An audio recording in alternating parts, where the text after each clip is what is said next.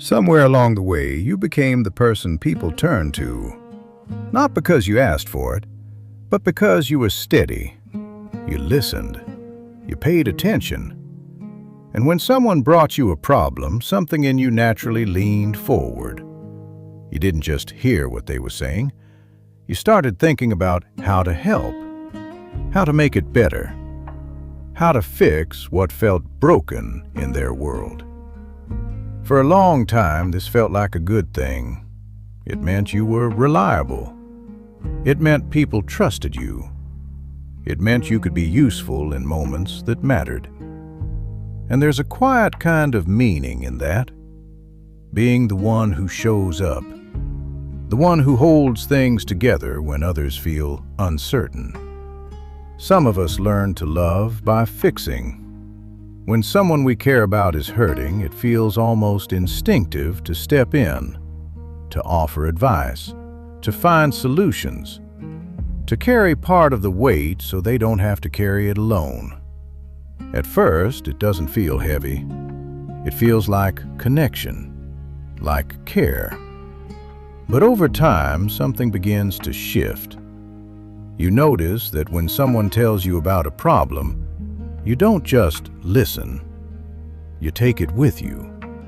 You think about it later, while you're making dinner, while you're lying in bed, while you're trying to focus on your own day. Their situation begins to live quietly in your mind, and without realizing it, helping starts to become carrying. Not all at once, just little by little. Until one day, you look around and realize you're holding more than you ever meant to. In the next part, we'll talk about how helping slowly turns into something heavier, and how you can begin living other people's lives inside your own thoughts without even noticing it. At first, helping feels like something you do in the moment.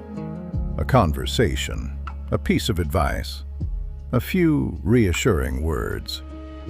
And then the moment passes. But after a while, something else begins to happen. The problem doesn't stay with the other person.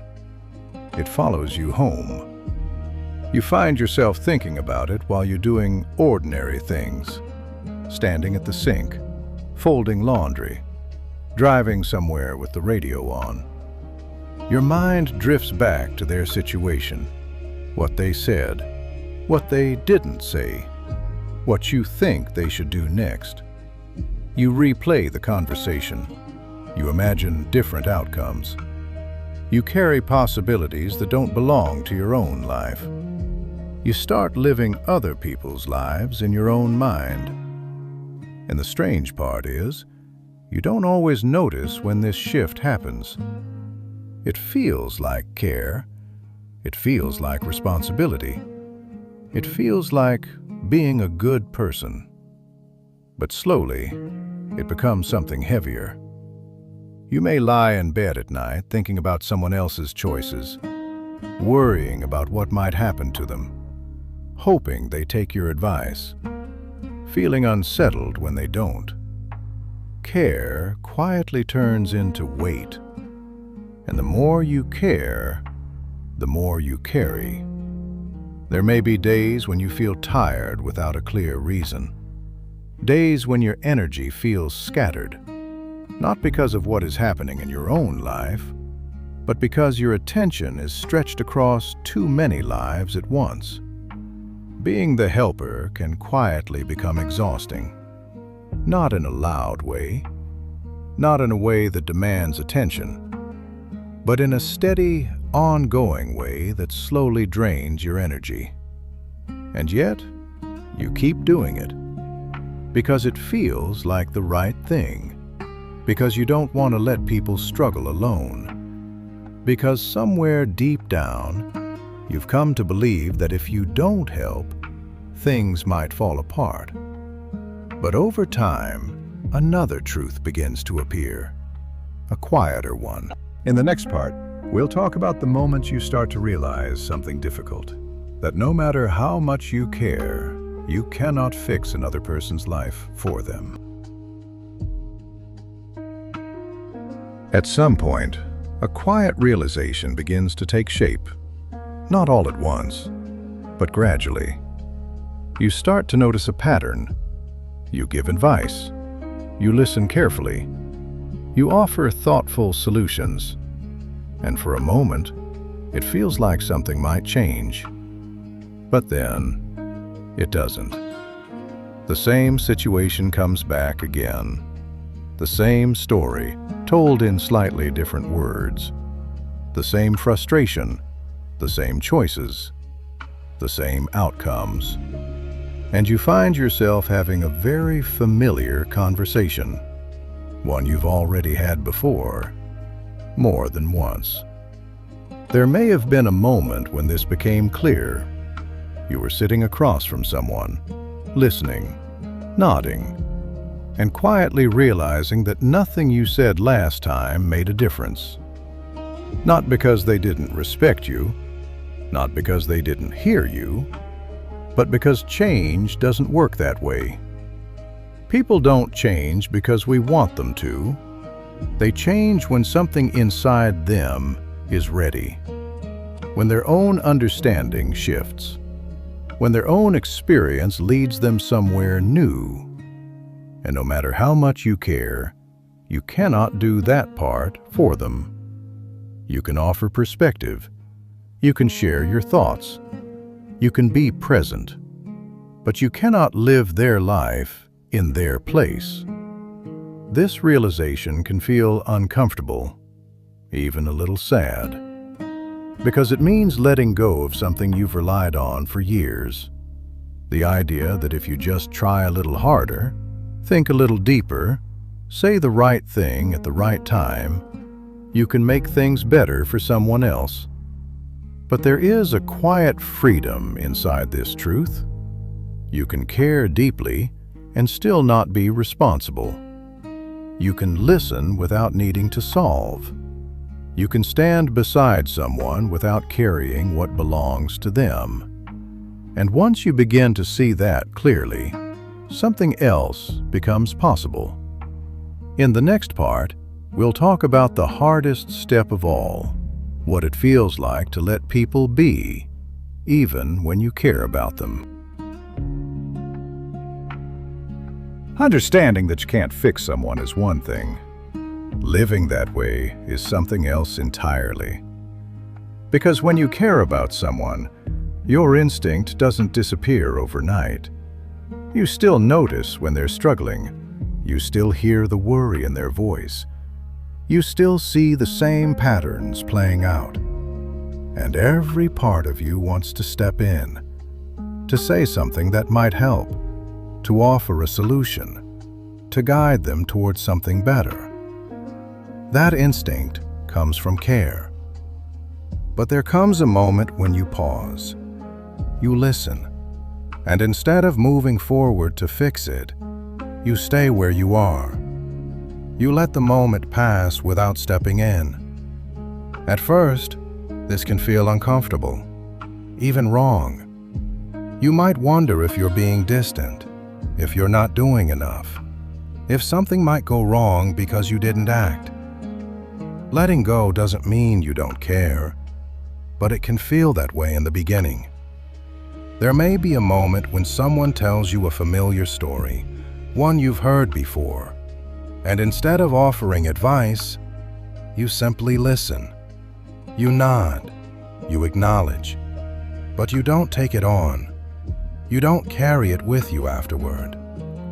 That quiet restraint can feel unfamiliar, because for years, your way of loving was to step in, to help, to fix. Now, your way of loving is beginning to change. You allow space. You trust that the other person has their own path, even if that path includes mistakes, even if it takes longer than you wish. Sometimes love looks like stepping back, not as a rejection, but as respect. Respect for their life, their choices, their timing. This is not easy. It asks you to sit with uncertainty, to release control, to accept that not everything needs your involvement. But in that space, something new begins to grow. In the next part, we'll talk about what returns to you when you stop fixing, how much of your own life has been waiting quietly for your attention. When you begin to set that weight down, something subtle starts to return. At first, you might not notice it right away. Life looks the same on the outside. The same house, the same routines, the same people around you. But inside, there is more space. Your thoughts are no longer filled with other people's problems from morning to night. You move through the day with a little more quiet in your mind, a little more room to breathe. You may find yourself sitting in the afternoon without that familiar pull to check in, to worry, to solve. And in that space, something you haven't felt in a long time begins to reappear. Your own life. The small things you used to enjoy. A book you never quite had time for. A walk you kept postponing. A moment of stillness that once felt unimportant. The weight you put down makes room for your own life. Time begins to feel different. Not stretched thin across other people's concerns, but gathered back into your own hands. You notice how much energy you were giving away without realizing it. How often your attention was pulled away from your own needs. And as that energy returns, you begin to feel more present, more grounded, more connected to what is actually in front of you. There is a quiet relief in no longer carrying what was never yours to carry. It doesn't make you less caring. It simply brings your care back into balance. You can still listen. You can still support. But you are no longer responsible for how things turn out.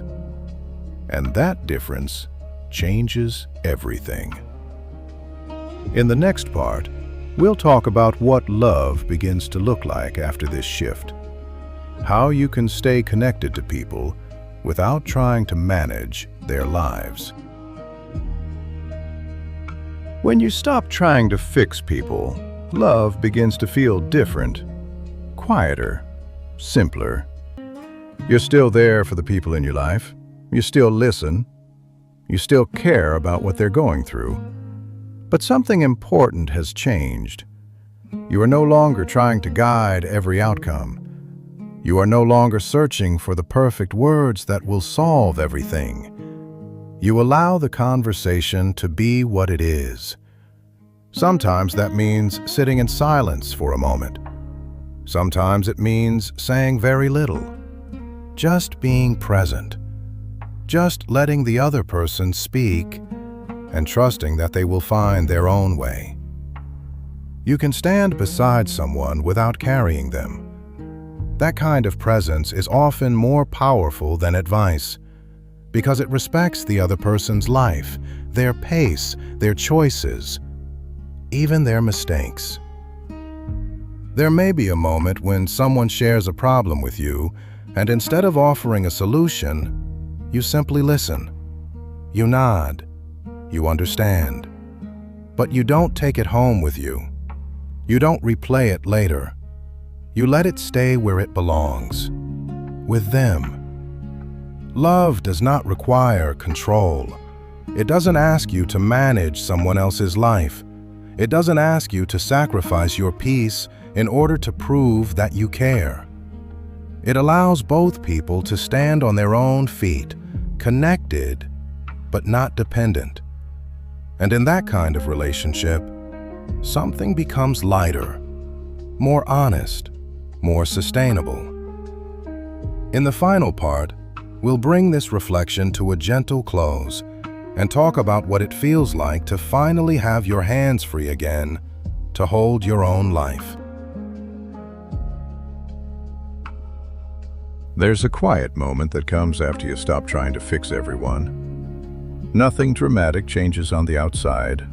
The same people are still there.